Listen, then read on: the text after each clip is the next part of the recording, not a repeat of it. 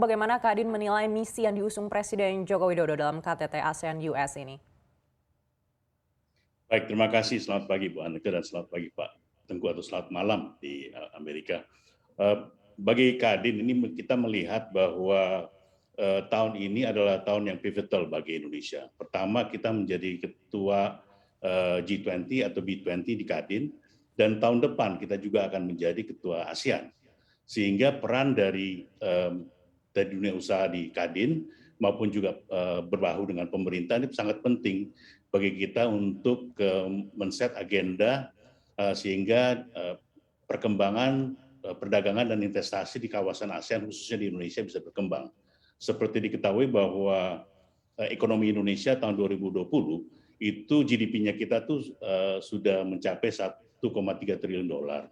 Negara kedua yaitu Thailand ya, itu hanya 585 miliar dolar. Filipina, Malaysia, Vietnam, Singapura itu 400-an. Sehingga it's clear that Indonesia is the largest economy in ASEAN, dan ketuaan kita di G20, B20 dan tahun depan di ASEAN itu merupakan suatu momentum yang penting dan kita harus manfaatkannya. Baik, daya tawar apa yang bisa diberikan Indonesia kepada ASEAN dan Amerika Serikat kalau kita lihat di bidang geopolitik maupun ekonomi, Pak Dino? Well, kalau kita lihat dari recent economic recovery dari COVID, kita sudah lihat bahwa pertama Indonesian vaccine rollout itu berhasil ya.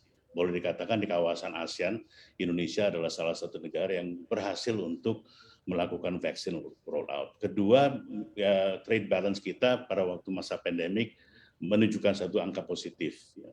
Dan ketiga, reformasi di bidang hukum, yaitu adanya Omnibus Law dan implementasi dari Omnibus Law itu sudah terasa ya di dalam masa pandemik ini, dan road to recovery melihat bahwa sudah banyak investasi yang berpindahan dari negara China dan yang tadinya ke Vietnam, Thailand, dan sekarang sudah berada di Indonesia. Sehingga melihat bahwa hal demikian, daya tawar kita menurut saya, menurut Kadin itu sudah cukup baik, tapi kita perlu meningkatkan upaya kita untuk selalu menciptakan iklim usaha yang friendly ya untuk investor, sehingga investasi kita dan tuntutan dari investasi kita bisa meningkat. Pak Dino, seperti apa Kadin menilai potensi KTT ini bisa menjadi alat untuk memperkuat pengaruh Amerika Serikat pada ASEAN di tengah konflik Laut Cina Selatan?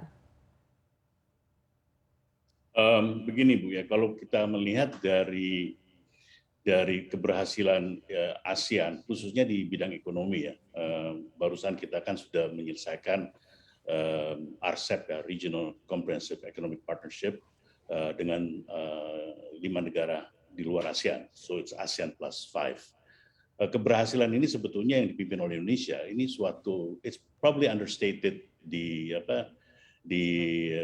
media, tapi sebetulnya ini suatu keberhasilan yang sangat strategis.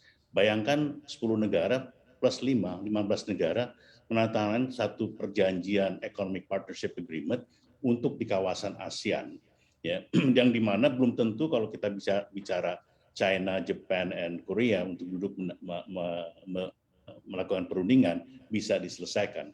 Tapi dengan adanya peran ASEAN sangat penting, dan juga ini di sini juga Indonesia merupakan peran yang penting bagi ASEAN, dan ini bisa dilihat bahwa tadi RCEP ini ditandatangani dan kita sudah menjalani kerjasama dengan 15 negara kawasan ASEAN plus 5. So that's key for us, for ASEAN, menunjukkan bahwa kerjasama di dalam kawasan ASEAN bukan cuma antara negara ASEAN, tapi ASEAN plus 5 itu ada progres lah di dalam peningkatan ekonominya.